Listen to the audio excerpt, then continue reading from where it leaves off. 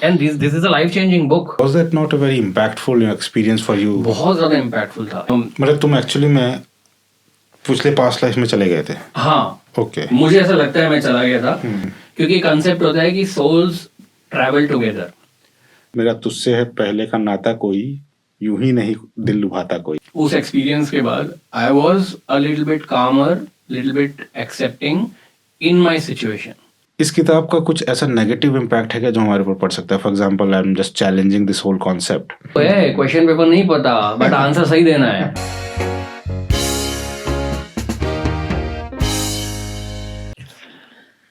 भाई आज अपन बात करेंगे many lives many masters by doctor Brian Weiss. So ये बुक है पास्ट लाइफ रिग्रेशन के ऊपर. Past life regression, many lives many masters. Many life many masters. ये किताब मेरी लाइफ में 2008 में आई थी. 2008 में मैंने ये किताब को पहली बार 2008 में पढ़ा था. ये मेरी कॉपी है तेरी कॉपी है? तेरी. हाँ ओके. तो ये मेरी वही कॉपी है सेम. अच्छा. I think so. तो मैंने 2008 में पढ़ी थी और उसके बाद मैंने पास्ट लाइफ रिग्रेशन सेशन लिया doctor Newton. Past life regression मतलब थोड़ा, अगर मैं ये नहीं कह रहा हूँ हिंदी में समझा, लेकिन इसको बहुत सिंपल तरीके से बताओ. बेसिकली इस बुक के हिसाब से और अपने हिंदू धर्म में भी ऐसा मानते हैं कि ये अपना एक जीवन नहीं है. इससे पहले भी अपने बहुत जीवन रह चुके हैं और आगे भी बहुत जीवन होंगे. और आजकल बहुत कंसेप्ट चल रहा है पैरेलल डायमेंशंस का भी. तो अपन एक ही टाइम में एक से ज्यादा डायमेंशंस में भी जी रहे हैं. लेकिन ये बुक मोस्टली पास्ट लाइफ्स में बात करती है. तो बेसिकली ये इसकी स्टोरी क्या है? बेसिकली ये डॉक्टर ब्रायन वेस एक साइकियाट्रिस्ट है यूएस में. और ये अपने पेशेंट्स को ट्रीट करते हैं विद ट्रेडिशनल मेडिसिन. तो इनके पास एक पेशेंट आई, क्या नाम था उसका? कैथरीन. तो पेशेंट आई और उसने बोला उसको है ना वो सब थे, फियर्स थे लोगों से बात करने में, रात को सोने में, एंजाइटी और मतलब पैनिक अटैक्स और ये सब था उसका. मतलब बहुत सारे हिडन बहुत सारे डीप ट्रॉमा थे. तो उन्होंने सारे ट्रेडिशनल चीजें अप्लाई कर ली 6 महीने, नहीं हुआ. उसके बाद वो उसे हिप्नोसिस में लेके गए. हिप्नोसिस मतलब सम्मोहन. हाँ, हिप्नोसिस में लेके गए और उसके बाद जब वो उसका हिप्नोसिस कर रहे थे तब वो अपने आप पीछे चले गई, अपने आप पास्ट लाइफ कुछ ऐसी चीजें बोलने लग गई जो कि उसकी इस लाइफ से रिलेटेड नहीं है. अच्छा. तो वो पिछले लाइफ के एक्सपीरियंसेस शेयर करने लग गई. और जैसे जैसे वो शेयर कर रही थी with in 6 months to 1 year उसके सारे सिम्टम्स क्लियर हो गए. तो पास्ट लाइफ की चीजें याद करने की वजह से सिस्टम क्लियर हो गया. अब यार ये होता कैसे है आई डोंट नो, लेकिन मे बी ऐसा होता है कि you get a level of acceptance. जैसे फॉर एग्जांपल इसी बुक का एग्जांपल दे रहा हूँ. इसमें उस लड़की के साथ उसके फादर ने अब्यूज किया जब वो 3 साल की थी या 2 साल की थी या 4 साल की थी. अब बाप ने दारू के नशे में किया कुछ, उस बाप को भी गिल्ट हुआ होगा. तो उसने उसको पुश करना चालू कर दिया, अपने आप से दूर करना चालू कर दिया. तो maybe I don't know उसके बाप ने क्या सोचा होगा, तो उसने उसी के ऊपर ब्लेम डाला होगा. आई डोंट नो क्या मतलब उनका था. लेकिन उस बच्ची के साथ अब्यूज हुआ और बाप ने उसी को पुश करना चालू कर दिया. तो बचपन से उसके दिमाग में क्या है कि मेरे फादर अब्यूजिव है, नहीं सॉरी मेरे फादर एग्रेसिव है. अब क्योंकि 2-3 साल के बच्चे को तो क्या ही याद रहेगा कि उसके साथ क्या हुआ है. लेकिन जब वो past life regression hypnosis situation में थी तब वो ये सारी मेमोरीज जो अपन ने ब्लॉक कर दी होती है सबकॉन्शियस माइंड में, भूल चुके होते हैं या फिर अपन ने सप्रेस कर दी होती है, वो सारी चीजें बाहर निकल के आती है. तो ये जो एक्सपीरियंस था वो उसकी इसी प्रेजेंट लाइफ का था. वो इसकी प्रेजेंट लाइफ का था. लेकिन वो 2-3 साल का था तो ऑफ कोर्स उसकी एक्टिव मेमोरी में नहीं था. करेक्ट. वो पैसिव या कहीं मतलब डॉर्मेंट था वो. करेक्ट. तो बेसिकली क्या है वो टू एंड फ्रो हो रही थी. मतलब वो कभी इजिप्शियन एरा में चल जा रही थी, कभी वो फ्रांस में जा रही थी, कभी वो यूएस. जब कैथरीन को डॉक्टर ब्रायन वेस पास्ट लाइफ्स में लेकर जा रहे थे. लेकिन एक मिनट रुको, मतलब जैसे वो अभी प्रेजेंट लाइफ में उसने अपने 2-3 साल की मेमोरी याद करी जो डॉर्मेंट थी और अब उसको याद आ गया कि नहीं ऐसा मेरे साथ 2-3 साल की उम्र में हुआ. करेक्ट. तो क्या यही रीजन नहीं रहा होगा उसकी प्रेजेंट एंजाइटी का? उसको और पीछे कैसे लेके गए? करेक्ट. उसको और पीछे लेके गए. तो आई थिंक जब चालू होती है किताब तो वो पीछे ही जाती है. मतलब वो इजिप्शियन एरा में जाती है या फिर फ्रांस में जाती है या फिर यूएस में जाती है. और वहां से फिर वो बैक एंड फोर्थ जैसे जैसे उनके सेशंस होते रहते हैं, सेशंस की रिकॉर्डिंग्स के ट्रांसक्रिप्ट्स जैसा है, तो जैसे जैसे उनके सेशंस होते रहते हैं वैसे वैसे वो याद करती रहती है। अच्छा, मैं थोड़ा सा फिर से उसी वर्ड कहूंगा। सेशन का मतलब क्या होगा? पहले तुम्हारा मतलब पेशेंट आया, सेशन, उसको हिप्नोटाइज किया गया और उसको कहा गया कि तुम पीछे जाओ, और वो पीछे गई। तो पहले तो इसी जन्म में ही पीछे थी, पुरानी अपनी जैसे तुमने बताया 2-3 साल की मेमोरी याद की। लेकिन एक टाइम आया जब वो उसके भी पीछे चली गई, और जो तुमने जैसे पेरिस का, इजिप्ट का ये सब एग्जांपल दिया, these were her past lives, इससे पहले जो उसके पुराने जन्म थे। तो एक बार बताओ, जब तुमने पहली बार ये पढ़ा था, तो क्या तुमको यकीन हो गया था कि यार ये जो बता रहे हैं कि यार ये एक बंदी वो अपने पास्ट लाइफ में चलेगी? क्योंकि मेरा यही हुआ था कि यार क्या ये सच है कि यार हम लोग, मैं ये किताब पढ़ने के 2 दिन पहले ही अपने एक रिलेटिव के घर गया था, उनके बेटे ने टेलीस्कोप लिया था, and we were just setting that, उसको हम लोग कैलिब्रेट कर रहे थे, and we were looking at some celestial objects. और ये मतलब मैं कहूँगा ये पूरा एकदम मॉडर्न साइंस, एकदम प्रेजेंट के मामले में हम लोग स्टार्स को देख रहे हैं, एकदम मॉडर्न चीज़ों को देख रहे हैं। अगले दिन मैंने ये किताब पढ़नी चालू की, तो पहली चीज मैंने क्वेश्चन की, यार ये बकवास है या वो बकवास था, या कहाँ है हम लोग? मतलब you live in a contradictory world where modern technology is somehow convincing you कि यार ये सब धकियानुसी बात है। तुम्हारे साथ ऐसा हुआ क्या? तुमने बहुत साल पहले ये ना बहुत डीप टॉपिक है, और आई थिंक इसका आंसर मैं तुरंत नहीं दे पाऊंगा। I think we have to go through this entire journey in this podcast to see कि ये क्या है।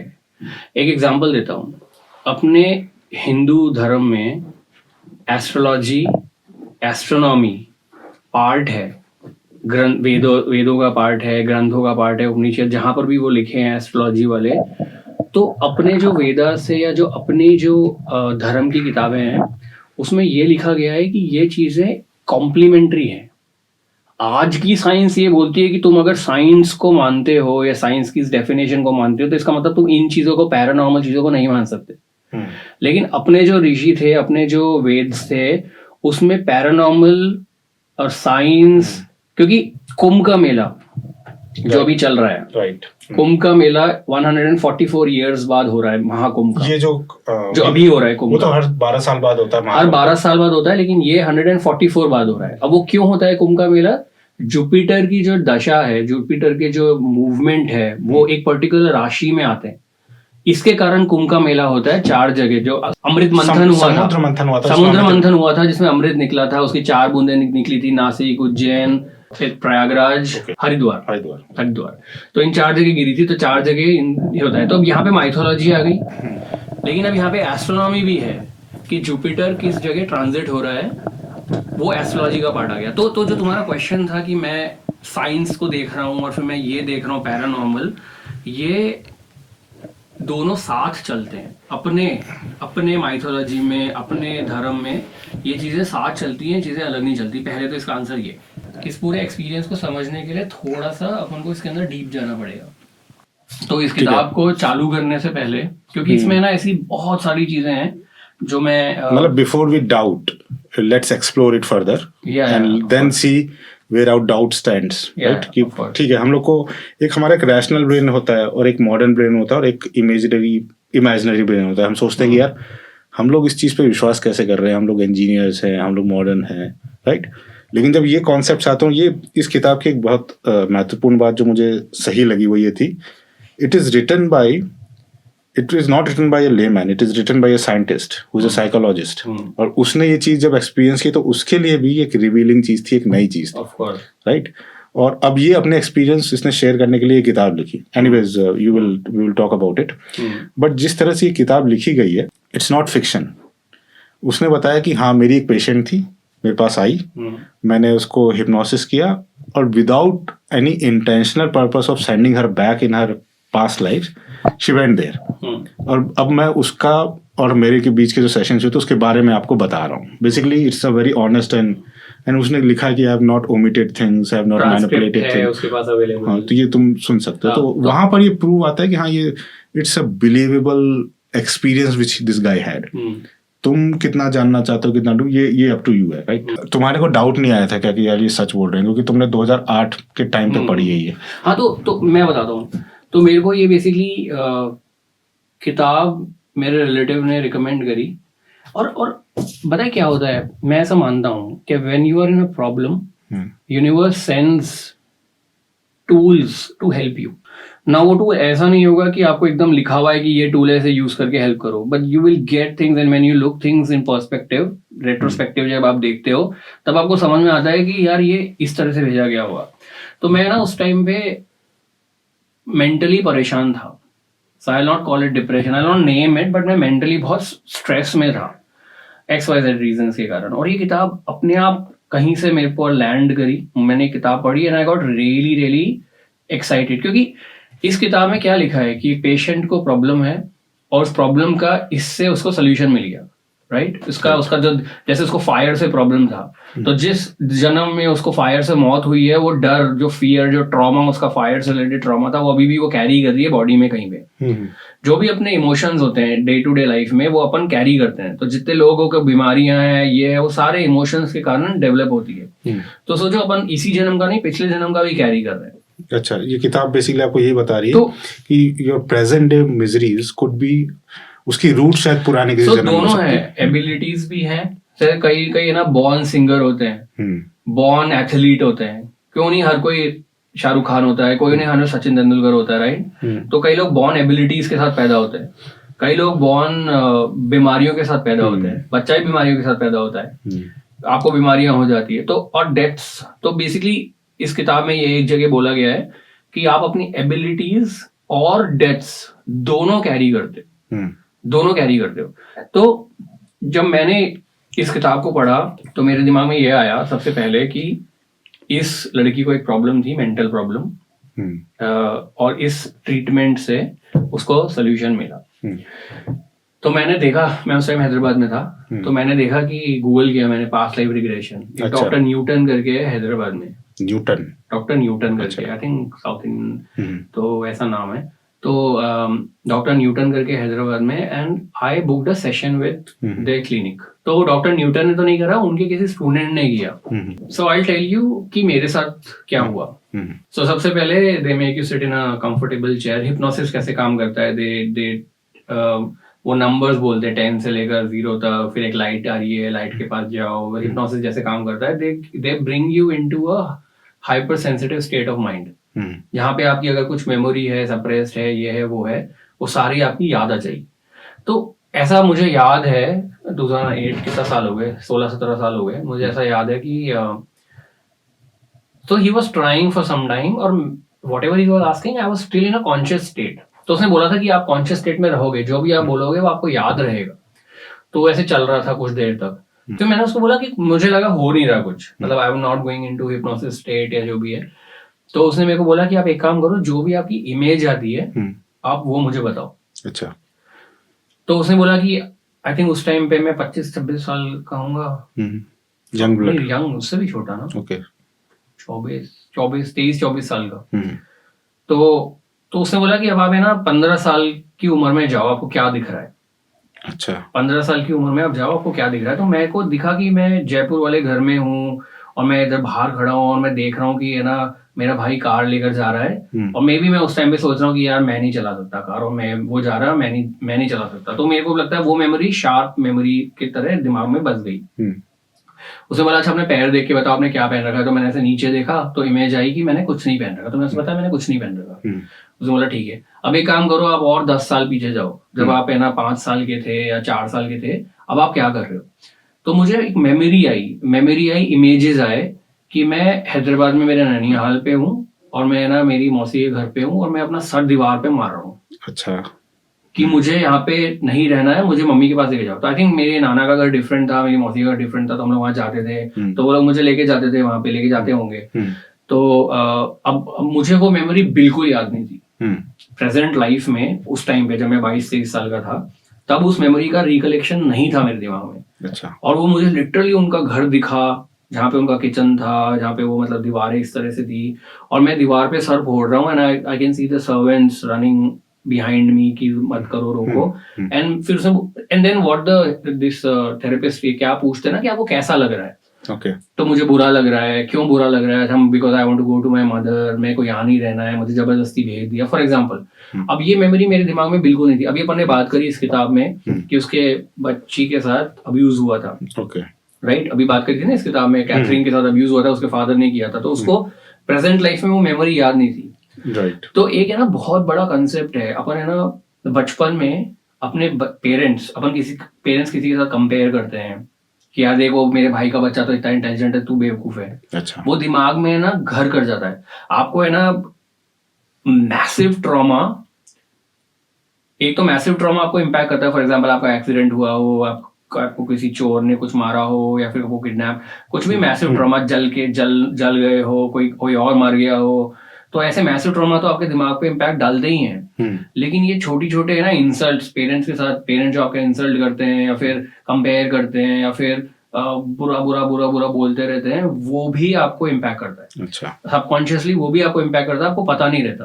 तो इसीलिए अगर तुम देखो ना, तो जितने भी साइकोलॉजिस्ट होते हैं उनका बेसिक यही रहता है कि तुम्हारे साथ बचपन में बुरा हुआ, तुम एक्सेप्ट करो और आगे बढ़ो। It's not your fault, it's was your parents fault, क्योंकि they don't know what behaviour patterns they are carrying from childhood. Okay, है ना? तो ये मुझे दिखा सर फोड़ते हुए, और ये memory, I had zero recollection of that memory. तो मुझे बड़ा सरप्राइजिंग लगा कि ये मेमोरी कहाँ से आ गई। And I could believe. अच्छा, तुमने बोला ना कि सच कैसे है, नहीं अच्छा ठीक है, एक तरीका तो यही हुआ ना कि वो मेमोरी पहले तो मेरे पास थी नहीं, कहीं पे दिमाग में सप्रेस थी, जो मैं रिकॉल करके भी नहीं सोच सकता था उस मेमोरी को, मेरे पास आती ही नहीं, वो 3-4 साल का मैं था। तो बेसिकली वो मेमोरी जो है वो मेरे दिमाग में कभी भी नहीं आती। लेकिन वो हिप्नोसिस स्टेट में था, उसने मुझे बोला आप वहां जाओ, what is the most impactful memory you have of that age, वो आप मुझे बताओ। तो वो मैंने उसको बताई और वो ये मेमोरी थी, ठीक है। अब उसने क्या बोला, उसने बोला और पीछे जाओ, व्हाट कैन यू सी। तब वहां पे ना मुझे मिक्स इमेजेस दिखाई दिए। सबसे पहले एक लाइफ, एक जन्म ऐसा दिखाई दिया जहाँ पे मतलब तुम एक्चुअली में पिछले पास्ट लाइफ में चले गए थे? हाँ, ओके, मुझे ऐसा लगता है मैं चला गया था, बिकॉज तो बेसिकली उसने मेरे को क्या बोला, उसने बोला कि तुम अब पीछे जाओ और मुझे बताओ तुम्हें क्या दिख रहा है। तो the first image which I was seeing, I was telling him कि जो मुझे पहली इमेज दिख रही थी वो मैं उसको बता रहा था। तो उसने मेरे को बोला कि तुम पीछे जाओ। तो सबसे पहले मुझे दिखा कि है ना मैं रिक्शे के पीछे बैठा हूँ, गरीब बच्चा हूँ। अच्छा। और मेरे फादर रिक्शा चला रहे हैं। तो उसने बोला कि अब आप है ना अपने जो फादर चला रहे रिक्शा, उनकी शक्ल देखो, कौन है इस लाइफ में, वो कौन है। क्योंकि कंसेप्ट होता है कि सोल्स ट्रैवल टुगेदर। जो तुम्हारे भाई हैं, पेरेंट्स हैं, बच्चे हैं, पार्टनर है, वो ट्रैवल एक साथ करते हैं इन अ सेंस कि वो आगे जाके जन्म में हो सकता है तुम्हारे जो तुम्हारे अभी फादर हैं, हो सकता है वो तुम्हारे भाई बन जाए, हो सकता है तुम्हारे बेटे बन जाए, या तुम उनके चाचा बन जाओ, या उनके फ्रेंड बन जाओ, कुछ भी हो सकता है। तो मतलब सोल्स ट्रैवल टुगेदर, ये कंसेप्ट है, इसमें अपन इसको डिस्कस करेंगे बुक के टाइम पे। तो मैंने जब मैं उस जन्म के फादर को देखा तो वो मेरे इसी जन्म के फादर थे। अच्छा। फिर उसके बाद और मैं ना, और फिर सोचा अच्छा ठीक है आगे जाओ देखो और क्या होता है। तो फिर मैंने देखा कि वो बच्चा है ना कहीं अलमारी से कुछ चुरा रहा है, मतलब मैं कुछ चुरा रहा हूँ पिछले जन्म में। ओके। तो ये एक इम्पैक्टफुल था। फिर उसने बोला अच्छा ठीक है और जाओगे। फिर मैं देखता हूँ कि मैं अब आई डोंट नो वो सेम ही जन्म था, डिफरेंट जन्म था, लेकिन मैं अब एक फ्लैट में हूँ जहाँ पे एक औरत है और 2 बच्चे हैं, और है ना और फिर वो मुझसे पूछा था कि अब तुम्हारे पेन कहाँ हो रहा है। तो मैंने उसको बोला मेरे इधर शोल्डर में पेन हो रहा है, इधर बैक में पेन हो रहा है। तो उसको बोला अच्छा फिर then they start their treatment, healing treatment, कि आप ऐसा करो वैसा करो वैसा करो वैसा करो। अच्छा, इससे हुआ क्या? ऐसा नहीं हुआ कि मैं पास्ट लाइफ रिग्रेशन में एकदम घुस गया और मैं फिर हर हफ्ते कर रहा हूँ, हर महीने कर रहा हूँ, हर साल कर रहा हूँ, ऐसा कुछ नहीं हुआ। आई think I did that in 2008-9। उसके बाद मैं लाइफ टुक कोर्स और मैं वो थ्रेड को भूल गया, मैंने ड्रॉप कर दिया वो थ्रेड को। But was that not a very impactful experience for you? बहुत ज्यादा इम्पैक्टफुल था। And in fact I told you कि व्हाई आई डिड दैट। मैंने कुछ मेंटल प्रॉब्लम चल रहा था, स्ट्रेस चल रहा था, मेंटल इश्यूज चल रहे थे, नॉट लाइक इलनेस वाले इश्यूज, बट स्ट्रेस वाले issues. I was not able to deal with things. But did that help you in coming out? Yes, it did help me. मतलब it brought me into a state of acceptance. Okay, तो तुमने accept कर लिया कि अभी जो situation चल रही है, this is how it is going to be, let me just move on? I don't know. See, to be honest, I don't remember कि मैंने क्या accept किया. Maybe I accepted कि this is a transitory phase and it'll get better. I don't know. और maybe मैंने accept किया कि ये जो भी हो रहा है मेरे पुराने कर्मों का ही फल है. I don't know what I accepted. तो मुझे याद नहीं है सच बताऊं तो. लेकिन I can definitely say कि उस experience के बाद I was a little bit calmer, little bit accepting in my situation. So I was able to move forward from that issue. Now past life regression का immediate जो benefit जो मेरे को इस किताब से लगा, जो मैंने खुद ने किया उससे लगा, वो ये है कि you get more accepting towards your problem. You understand where the problem is coming. For example, एक और बताता हूँ. तुम ब्लेम नहीं करते हो अपने को या सिचुएशन को, या बोलते हो वाई मी वाला एटीट्यूड चला जाता है. Exactly. I think so. I think से why me वाला एटीट्यूड चला जाता है because you understand a larger perspective. मतलब you see कि अच्छा ये मेरे कर्म है, या फिर this is not it. Like अभी इशू है तो ऐसा नहीं है कि दुनिया खत्म ही हो गई. मतलब मैं मर भी गया तो भी दुनिया खत्म नहीं होगी. नहीं, मैं यहाँ बैठा हूँ तुम्हारे साथ, तुमने ये एक्सपीरियंस किया, but still it is hard to believe. मैंने ये किताब भी पढ़ ली, but still it is hard to believe. अच्छा, और चीजें बताता हूँ जो हार्ड टू बिलीव है. उसके बाद फिर मैंने एक थेरेपी सेशन लिया ऑनलाइन, पास्ट लाइफ रिग्रेशन का ही. उससे पहले थोड़े और से तो बेसिकली मुझे एक और पता चला कि एक जन्म में मेरी डेथ अर्थक्वेक में हुई थी. अच्छा. तो अब अर्थक्वेक में जो कुछ गिरा होगा मेरे ऊपर, मैं पीठ पे गिरा, मैं तुरंत मर गया. तो मैंने वो दर्द झेला नहीं. May be that's why I have a back problem in this. Spinal surgery हुआ, पूरा मेरा 3 साल तक मैं सफर किया. और मेरे ख्याल से जिनसे मैंने करवाया था उन्होंने बोला कि maybe you were at this age like 36, 37, 40. तो ये इस दर्द था तुम्हारे बचपन से ही, ये प्रॉब्लम थी बचपन से, लेकिन वो सरफेस इस एज पे हो, क्योंकि मे बी इस एज में तुम उस टाइम पे मरे थे. Okay. तो अब वो तुम्हारे को फेस हुआ, तुमने वो फेस किया, तुमने 3 साल तक दर्द झेला, अभी भी झेल ही रहे हो, लेकिन अब बेटर हो गया है. और अभी ऑपरेशन के बाद थोड़ा बेटर है. तो ऐसा करके फिर मैंने रिसेंटली, क्योंकि problems are never ending no, तो मैंने अभी दोबारा रिग्रेशन करवाया. And I got similar things. मतलब मैं डिफरेंट लाइव्स में गया, वहाँ पे मैंने डिफरेंट लेसन सीखे. तो फिर वो लोग क्या बोलते हैं, इस लाइफ का लेसन क्या है, इफ लाइफ के लेसन का क्या मतलब है? हाँ यार, ये है ना बहुत इंपॉर्टेंट कंसेप्ट है. I think past life, current life का ये सबसे बड़ा इंपॉर्टेंट कंसेप्ट है. वो ये है कि सी अपन देखते हैं, मैं तुमसे पूछता हूँ कि what is the purpose of your life, what will you say? Purpose of the life. Purpose of your life बहुत मुश्किल सवाल है. फिर भी क्या दिमाग में आता है? Not the aim of life, you are talking about the purpose, कि मैं किस लिए आया हूँ दुनिया में, राइट? हाँ, तो जैसे लोग क्या सोचते हैं कि मैं क्या कर रहा हूँ, मुझे घर चाहिए, मुझे गाड़ी चाहिए, मुझे पैसा चाहिए. बट पर्पस हो गया कि तुम्हारे आने का रीजन ये था कि तुम ये XYZ करो, उसके बाद जाओ. बट हमें पता ही नहीं कि हमको XYZ क्या करना है. देखो, घर, पैसा, गाड़ी, ये तो एम्स हो गए. That is for the survival and to sustain. आजकल लोग है ना एम को ही पर्पस बना लेते हैं. तो जो अगर तुम नॉर्मली किसी से बात, क्योंकि अपन दोनों ने किताब पढ़ रखी है तो अपन को एक कंसेप्ट पता है. लेकिन अगर मान लो तुम किसी नॉर्मल इंसान से बात करोगे, भाई what are you doing in this world, तो वो क्या बोलेगा? मैं मेरे घर का परवरिश कर रहा हूँ, मैं मेरे पेरेंट्स को, मैं घर का परवरिश कर रहा हूँ, मैं मेरे पेरेंट्स को संभाल रहा हूँ, या फिर मैं पैसा कमा रहा हूँ, मैं मॉर्गेज पे कर रहा हूँ, राइट? यही बोलेगा. मुझे ना 1 लाख रुपए कमाना है, मुझे 10 लाख रुपए कमाना है, मुझे 10 करोड़ रुपए कमाना है. मतलब there is no line between their aim and purpose basically. They have no idea of purpose. They are simply living their life with many aims. Correct. ये बुक क्या बोलती है कि we as souls, हम जो souls हैं, this is only a dress. The body is only a dress. हमारी जो soul है वो एक बॉडी से दूसरी बॉडी में ट्रैवल करती है for millions of years, millennia, बहुत ट्रैवल करती है. एक बॉडी से दूसरी बॉडी से तीसरी बॉडी, टू लर्न लेसन्स. अब इसमें ऐसा बोला गया है कि देयर आर डिफरेंट प्लेन्स, ऐसे थोड़ा लेवल है. जैसे सोचो 1 से लेकर 7 तक लेवल्स हैं. अपने विष्णु पुराण में भी ये लिखा हुआ है, और एक किताब है laws of the spirit world जो आगे अपन पढ़ेंगे, उसमें भी ये लिखा हुआ है कि there are levels on which a spirit goes depending on what and how much it has achieved. Okay. For example, तुम किसी का खून करते हो, तुमने एक नेगेटिव काम किया है, तो तुम लोएस्ट वाले में जाओगे, लोएस्ट वाले रेल्म में जाओगे. अगर तुमने डिसेंट जीवन जिया है, दूसरों की हेल्प करी है, डिपेंडिंग ऑन तुम्हारे कर्म कैसे हैं तुम एक ऊपर वाले लेवल में जाओगे। अल्टीमेटली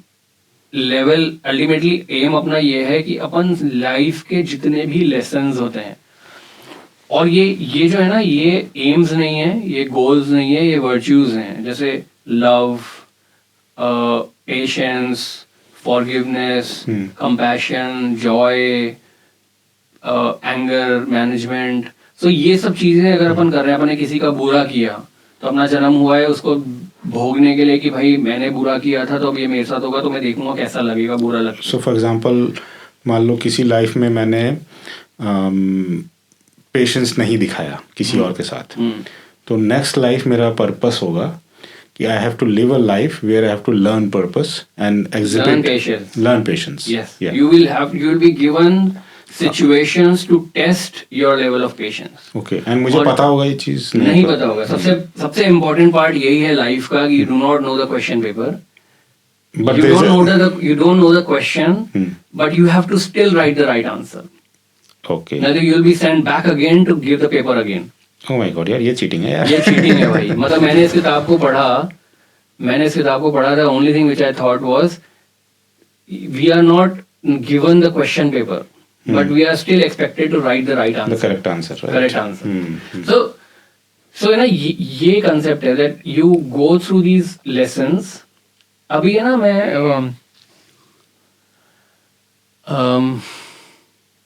मैं recently एक वो देख रहा था कि मैंने कहाँ देखा था, I'm forgetting it, मैंने कहाँ देखा था, तो है ना एक मैं देख रहा था, उसमें ना एक औरत के बच्चा नहीं हो रहा, तो उसने वो है ना आई डोंट नो कहाँ गई पूछने, पास रेफ्रिजरेशन वाले की गई होगी, आई डोंट नो। तो उसने बोला कि तुमने ना अपनी बहन के नहीं हो रहा था पिछले जन्म में, तुमने उसको बहुत सुनाया कि तू बांझ है, तू नहीं कर सकती, ये तू है वो है, उसने बहुत सुनाया उसे, तो अब तुम्हें कर्मा मिल रहा है कि तुम्हें ना इससे तुम्हें गो थ्रू करना पड़ता है। तो अब इसके हिसाब से तो मतलब अगर हम किसी के लिए भी बुरा सोचेंगे या बुरा बोलेंगे, वो कर्मा अपन को हिट करेगा ही करेगा। इस किताब का एक और किताब है लॉज ऑफ द स्पिरिचुअल जो अपन करेंगे आगे, उसका सिंपल कंसेप्ट है कि जो तुम कर्मा कर रहे हो, चाहे तुम पूजा पाठ कर लो, चाहे तुम मेडिटेशन कर लो, चाहे तुम चैरिटी कर लो, वो कर्मा तुम्हें हिट करेगा ही करेगा। मतलब there is no escape from karma. ये मतलब this is a lesson past life में। अब हुआ क्या कि ये जो बुक है, ये जब जर्नी करती है, वो कैथरीन जब जर्नी के थ्रू गुजरती है, उसको बहुत सारी लाइफ्स में है ना, उसको बहुत सारे, चाहे कभी इसको फादर अब्यूज कर रहा है, कभी उसको जला दिया, कभी उसको दवाई देके मार दिया, कभी केव में पटक दिया, मतलब ये सब। अब जैसे ना उसे ना अंधेरे का फोबिया था। अच्छा। किसी को हाइट का फोबिया होता है, किसी को जानवर का फोबिया होता है, अननेसेसरी होता है, राइट, वी डोंट नो। तो है ना उसने बोला कि मुझे ना केव में पटक दिया था मरने के लिए, और मैं वहीं पे पड़ी हुई थी बहुत दिनों तक, तो मेरे को अब इस जन्म में अब लेकिन जब उसने वो देखा कि मुझे ऐसा मारा था, लेकिन it's not the end of the world. Okay, it's not the end of the world, this is a transitory life. तो अब वो उस चीज को हैंडल कर पा रही है और उसका फोबिया चला गया। अच्छा। I think this book for me talks about acceptance, कि आप अपनी सिचुएशन से सिचुएशन को एक्सेप्ट कर रहे हो। लेकिन इसके लिए ये जो पास्ट लाइफ जो थेरेपीज थी, और नॉट जस्ट दैट पेशेंट, जैसे तुम्हारा अपना भी एक्सपीरियंस रहा है कि तुम भी मतलब you have done the past life regression, तुमने पुरानी लाइफ देखी, तो क्या वो जानने के बाद when you are conscious about that there is a past life, there is a present life and there may be a future life and this is transitory, it's not permanent, so does that reduces the miseries, the current miseries of life, or it still impacts you, it still hits you with the same force? Yeah, you know what, you won't believe me and I'm not exaggerating, मतलब मैं एकदम बढ़ा चढ़ा के नहीं बोल रहा हूँ, पर ये किताब इन कंजंक्शन विद द अदर किताब, मैंने ये दोनों किताबें पढ़ी बैक टू बैक, और ये किताबें ऐसी है कि you can't read it like a fiction story, these are non fiction books.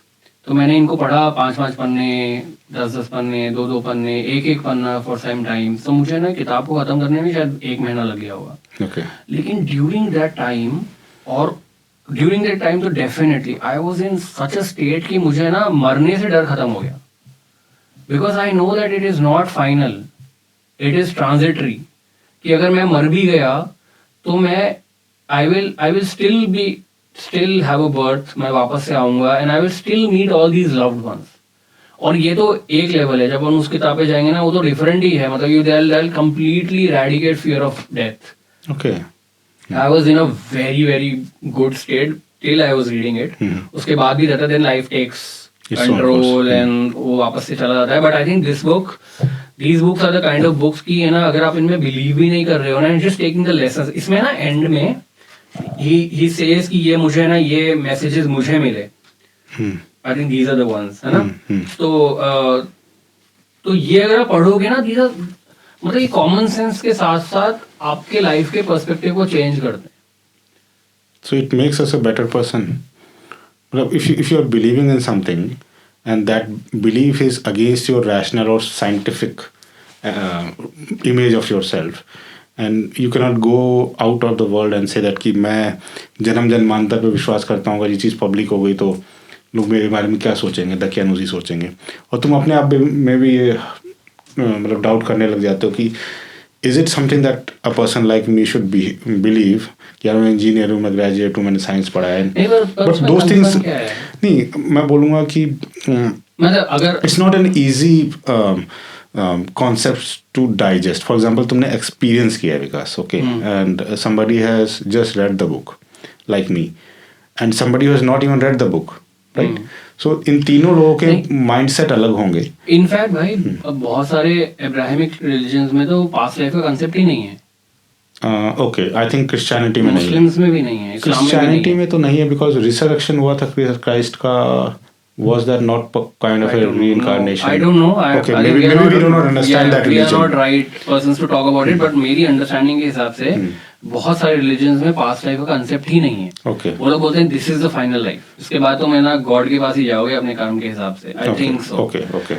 But Hinduism में पास्ट लाइफ का कांसेप्ट है. मतलब अपन बोलते I think हैं Buddhism में भी है. right? राम भगवान ने बाली को मारा था, और बाली ने बोला कि तुमने गलती से मेरे को मारा, तुमने गलत किया मेरे को मार के, तो उसने राम भगवान ने बोला कि ठीक है तुम मेरे को मारोगे त्रेता युग में. देन कृष्ण भगवान को जब डियर समझ के उसने मारा, दैट वाज बाली.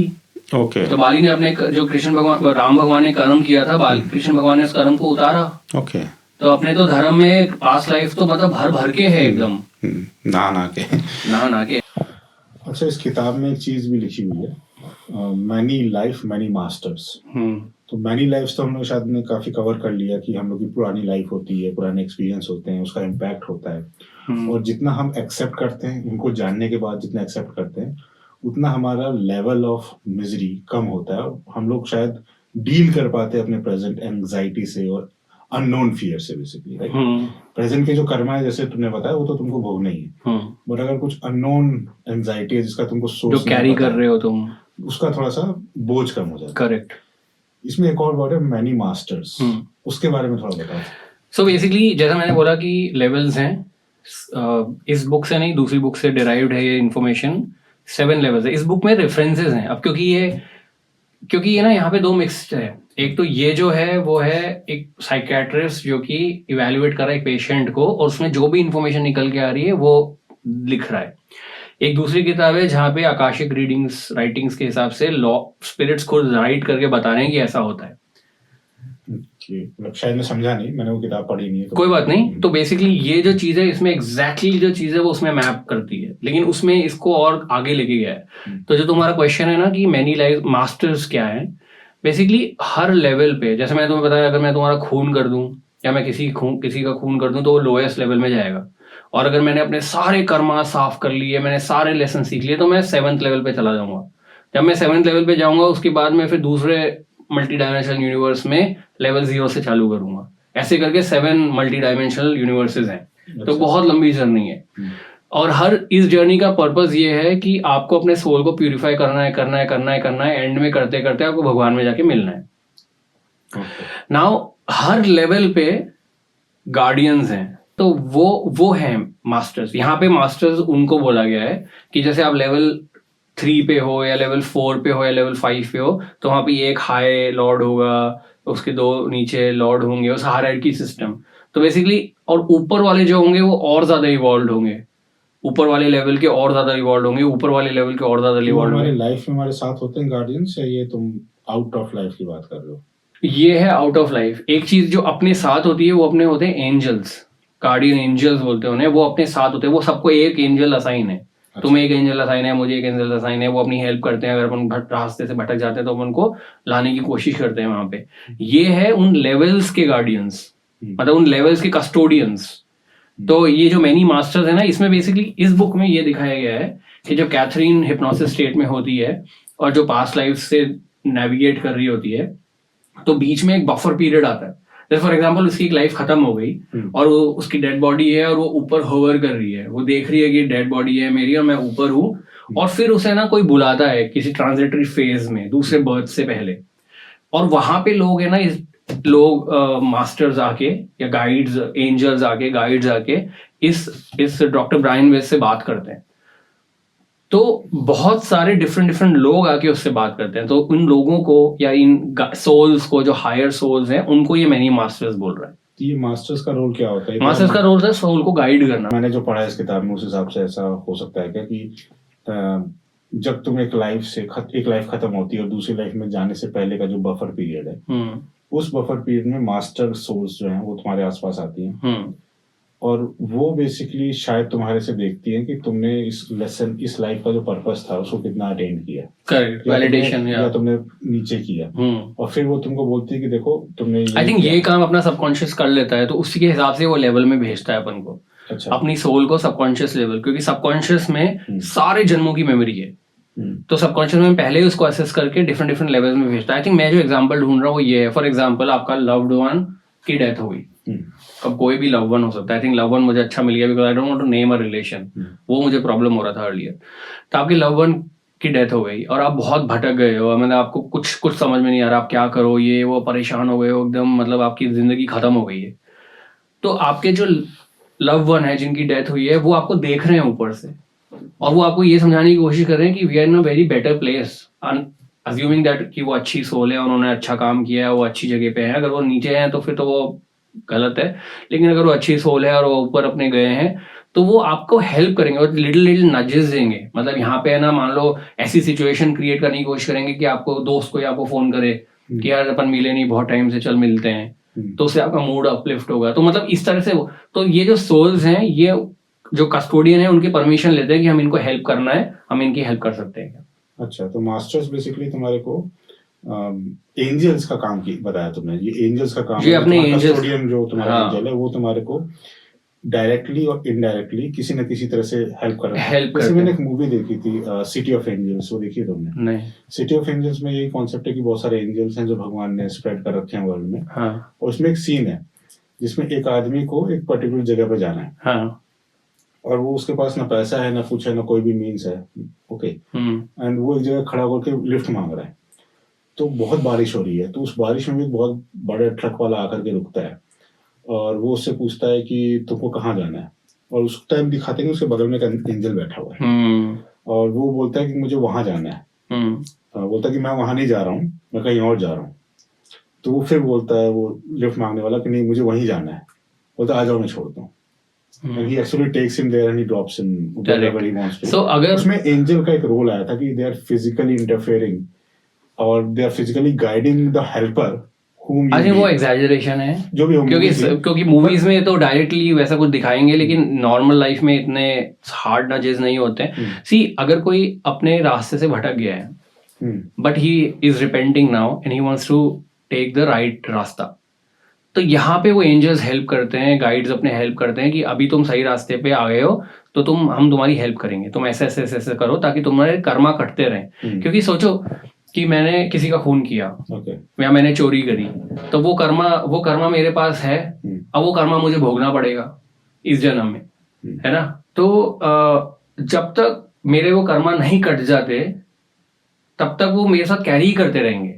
तो अपने गाइड्स का या अपने सोल का पर्पस ये है कि अपने अपन कर्मा काटते रहें, अपने वर्च्यू वाले जो मैंने बताई थी 4-5 चीजें, Joy, love, forgiveness, compassion, patience, ये सब चीजें अपन करके अपनी वर्च्यूज बिल्ड करें। अब जितने अपन वर्च्यूज अपने बिल्ड करेंगे उतने अपने कर्मा करते रहेंगे। तो इसका मतलब है कि ये जो भगवान ने तुम्हारे को कुछ नेम दे दी हुई है, जैसे प्यार के बारे में बताया, प्यार है, श्रद्धा है, तुम्हारी डिवोशन है, जैसे तुम्हारे अंदर दया की भावना है, ये सारे वर्च्यूज तुम बढ़ाते रहो, या जितना भी तुम उसको अपलिफ्ट कर सकते हो अपने अंदर, जितना उसको ला सकते हो मतलब लाओ। क्या उससे तुम अल्टीमेटली उस लेवल पे पहुंच पाओगे जिस लेवल पे जो तुम्हारी लाइफ का हो सकता है पर्पस हो। If you live a righteous life, जिसके लिए कहते हैं तुम बहुत अच्छे जीवन जी रहे हो और तुम किसी को खराब नहीं कर रहे हो, किसी का दिल नहीं दुखा रहे हो, किसी जिसको दया दिखानी चाहिए उसको दया दिखा रहे हो, तुम्हारी तरफ तुम्हारे में जेन्युइनली लोगों के लिए प्यार है, तुम जेन्युइनली लोगों की मदद करते हो, कुछ एक्सपेक्ट नहीं करते हो, तो actually you are cutting those karmas and you are actually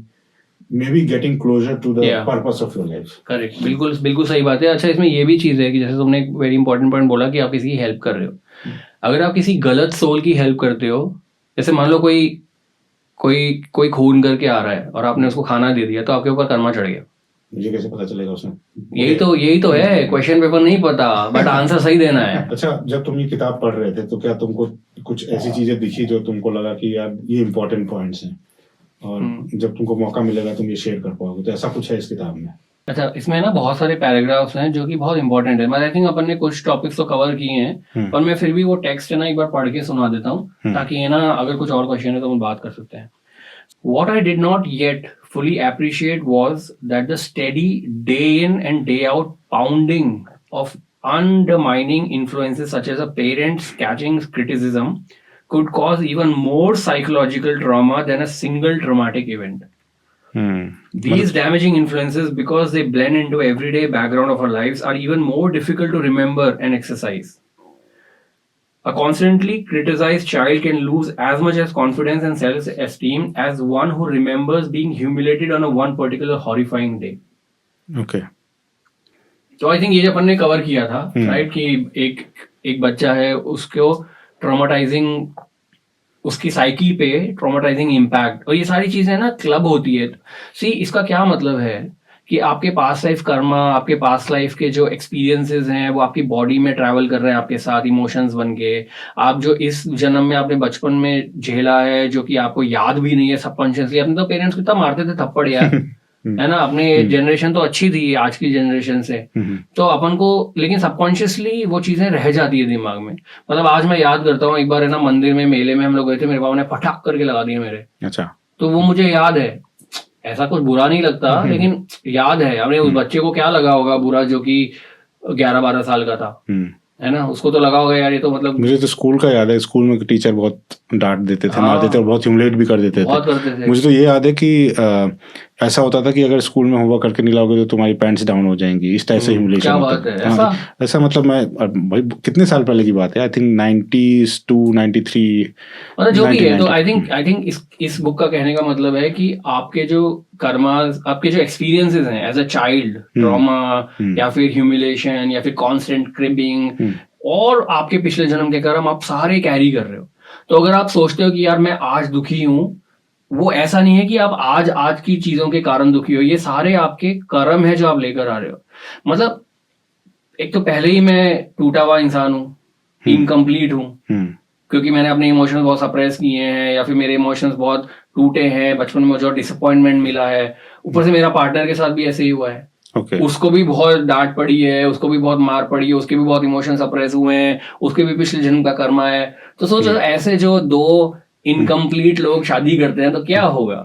आजकल के कितने कपल्स हैं या फिर कितने गर्लफ्रेंड बॉयफ्रेंड है जो खुश नहीं है रिलेशनशिप में, उनको कुछ प्रॉब्लम है, ये है वो है। शुरू में तो अच्छा लगता है कि we are on best behaviour, बाद में जब फटता है तब दिक्कत होती है। तो इसका मतलब ये है कि you are carrying the burdens.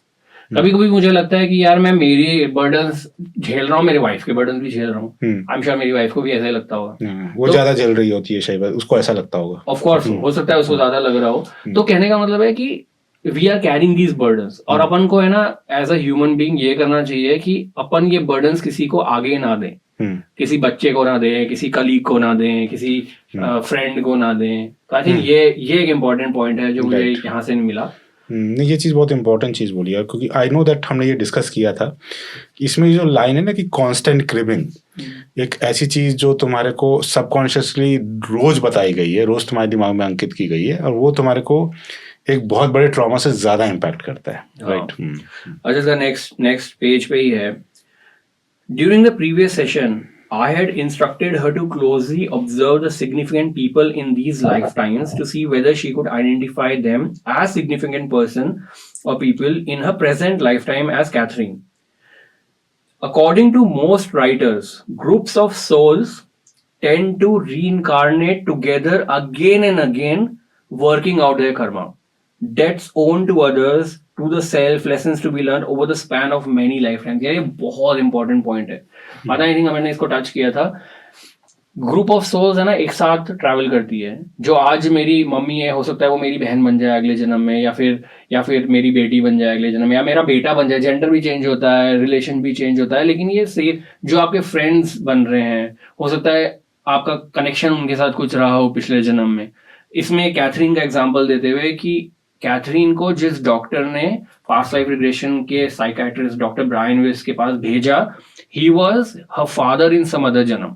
तो मेरा तुझसे है पहले का नाता कोई, यूं ही नहीं दिल लुभाता कोई.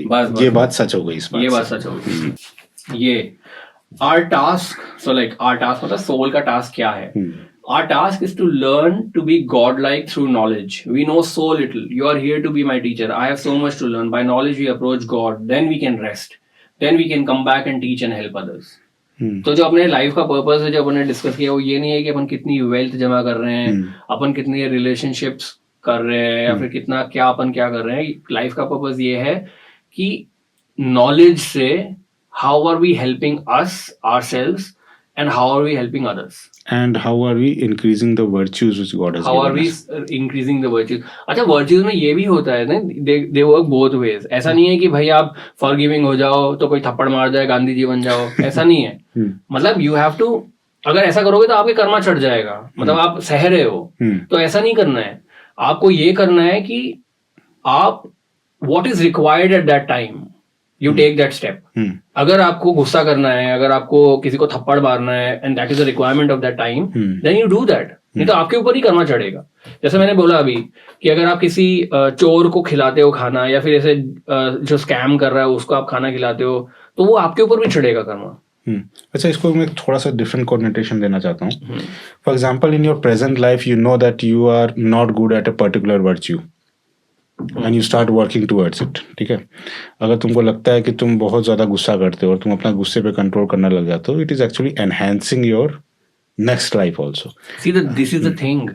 You don't know whether the gussa is your virtue or not. Maybe you are required to do gussa because पिछले जन्म में तुम बहुत दबे हुए थे, तो करो गुस्सा. नहीं, मैं इसको इस तरह से देखूंगा कि if you are doing something while you are in control, then you do it. For example, जैसे तुमने एग्जांपल दिया कि need-based कंट्रोल को मैं ऐसे बोलूँगा, नीड बेस्ड ठीक है, लेकिन तुमको अगर दिमाग में घुस गया कि नहीं पिछले जन्म में मैं नहीं था ठीक, इस समय मुझे गुस्सा करना है, तो तुम अनकंट्रोलेबल हो जाओगे.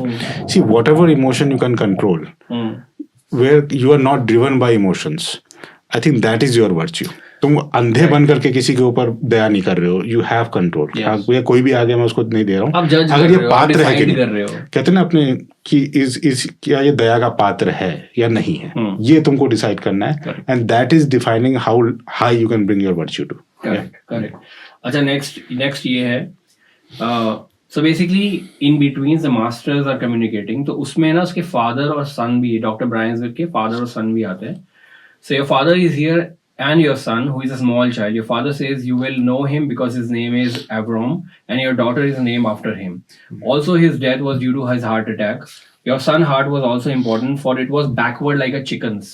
So इसका डॉक्टर ब्रायन विस का बेटा 1 साल में मर जाता है after lot of medical thing. His soul is advanced. His death satisfied his person's debts. यहाँ पे लिखा है पेज नंबर 54 पे. Also, he wanted to show that medicine could only go so far and its scope is very limited. So, उस बच्चे का जन्म ही हुआ पेरेंट्स के डेथ्स निकालने के लिए. ऐसा बोलते हैं, मैंने ना बहुत सुना है, अपने हिंदू धर्म में भी है ये. ऐसा बोलते हैं कि जो बच्चे जल्दी चले जाते हैं वो अपने पेरेंट्स का डेथ कर्मा, जो उनका पिछले जन्म का, जनरेशंस का, पूर्वजों का कर्मा, उनका खुद का भी और उनके घर के पूर्वजों का भी, वो कर्मा निकालते हैं. वो कर्मा को काटते हैं ताकि आप आगे की लाइफ आपकी, अब जैसे ये डॉक्टर है, उसके बेटे का डेथ हुआ तो वो एक्सेप्टेंस आया उसके अंदर कि हाँ मेडिसिन से आगे भी कोई चीज है, क्योंकि अगर उसको एक्सेप्टेंस ही नहीं आएगा तो फिर वो ओपन ही नहीं होगा ना ऐसे आइडियाज के लिए, और अगर ओपन नहीं होगा तो लोगों को हेल्प नहीं कर पाएगा। अगर सोचो वो कैथरीन, अगर वो हिप्नोसिस और पास्ट लाइफ रिग्रेशन में नहीं होता तो कैथरीन से नहीं मिलता, उसको ठीक नहीं करता, ये किताब नहीं लिखता जो कि 1.5 million copies as of 2008 sold थी, अभी तो 3-4 मिलियन हो गई होगी। So and this is a life changing book, I mean, when you read it and the laws of spirit world, these are very important books. ठीक है, ये हो गया।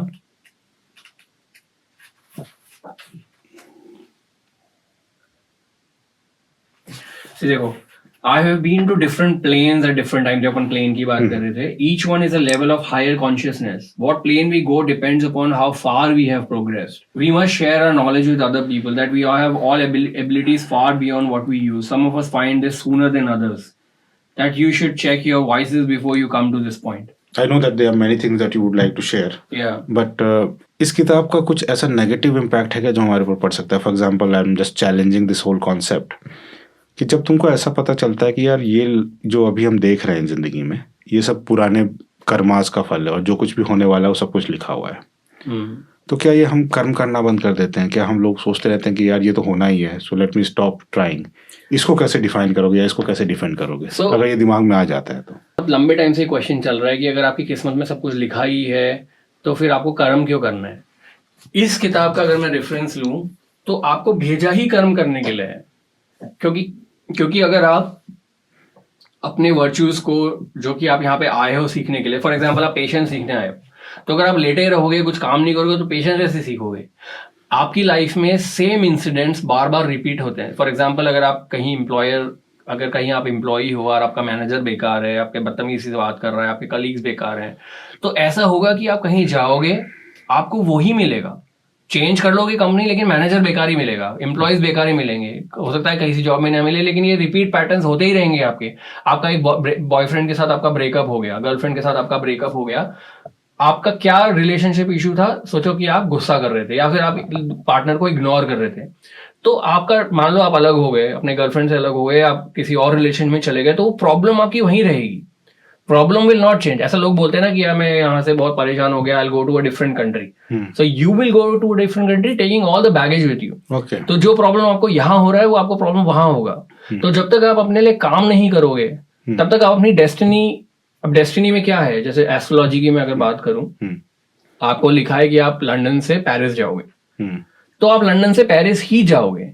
आपकी डेस्टिनी में लिखा है तो आप लंदन से स्विट्जरलैंड नहीं जाओगे, लंदन से न्यूयॉर्क नहीं जाओगे, आप लंदन से पेरिस ही जाओगे। मतलब जो आपकी किस्मत में लिखा है वो आपको भोगना ही है, उतना ही आपको पैसा मिलेगा, उतने ही आपको रिलेशनशिप मिलेंगे, उतने ही आपको ये मिलेगा, ये आपके साथ होगा ही। लेकिन उसमें आप कैसे जाते हो? आप पेरिस कैसे जाते हो? आप बैलगाड़ी से जाते हो, आप पैदल चल के जाते हो, आप साइकिल से जाते हो, आप कार से जाते हो, आप प्लेन से जाते हो, ये है आपके कर्म। अगर मैं कर्म ही ना करूं तो मेरे पास कुछ इनकम नहीं रहेगी, कुछ पैसा नहीं रहेगा, कुछ कार नहीं रहेगी, कुछ प्लेन की टिकट नहीं रहेगी, कुछ ट्रेन की टिकट नहीं रहेगी, हो सकता है मुझे पैदल जाना पड़े, दुख भोगना पड़े। तुम बोट्स में होके जाओ, दुख भोगना पड़े।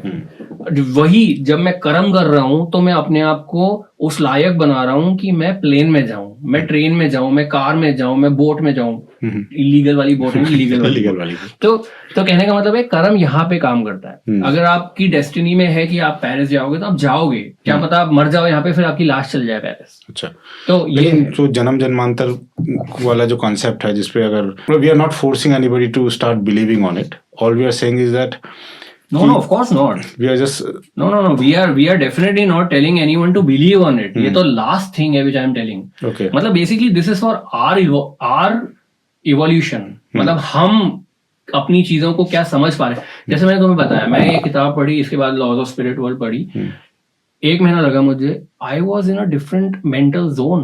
मतलब I was lot more accepting. अगर मेरी वाइफ से मुझे लड़ाई करनी है तो देन आई वुड से, अरे क्या लड़ाई करनी है, क्यों, मतलब क्यों मैं अननेसेसरी इश्यूज को लेकर आऊं, why can't I be more accepting, more accommodating. तो वो है ना बहुत difference. It made your life better, it worked for you.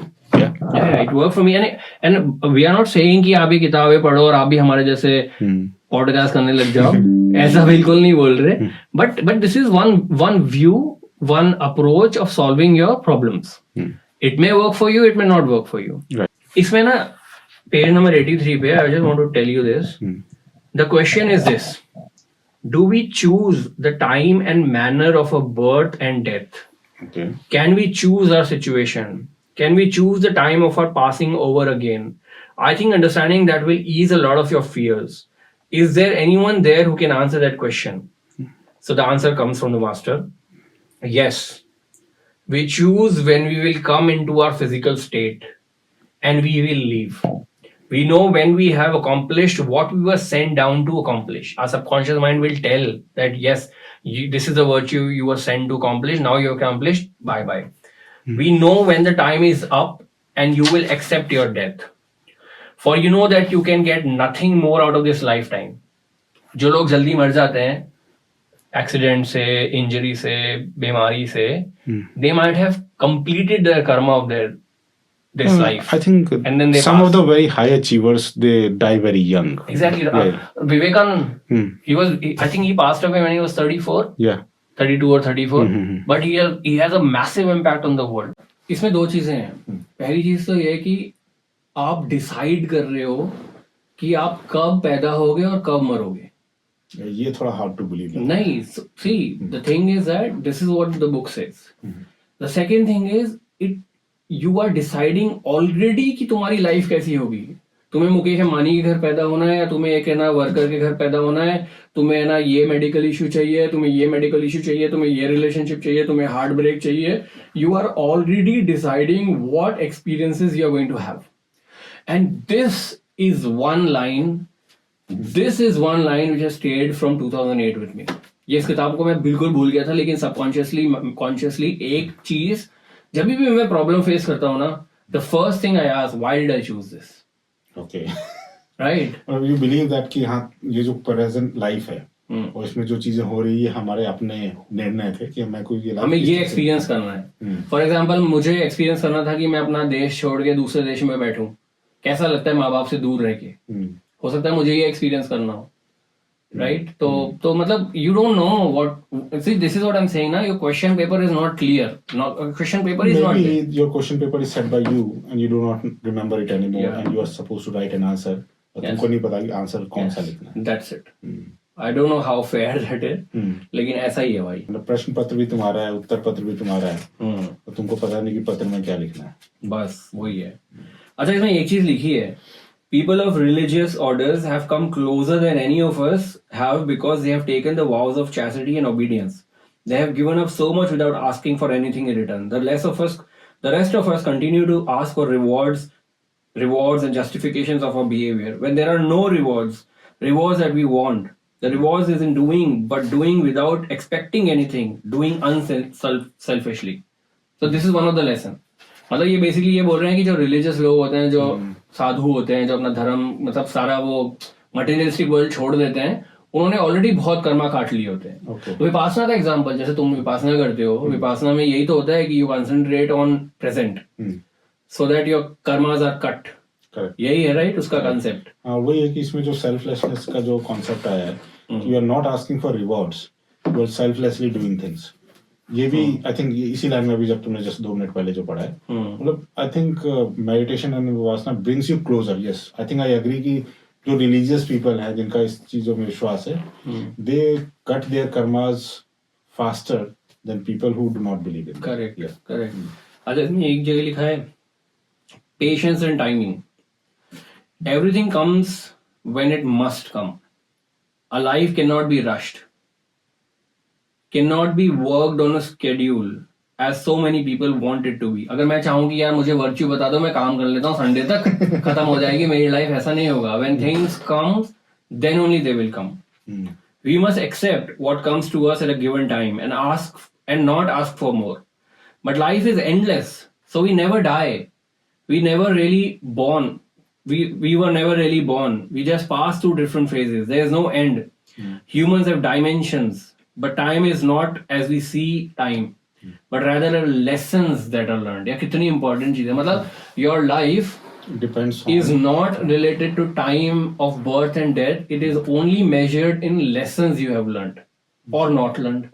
सोचो ऐसा कोई है ना, हायर सोल है, उसने रिस्क लिया, because earth is a negative place. क्या है?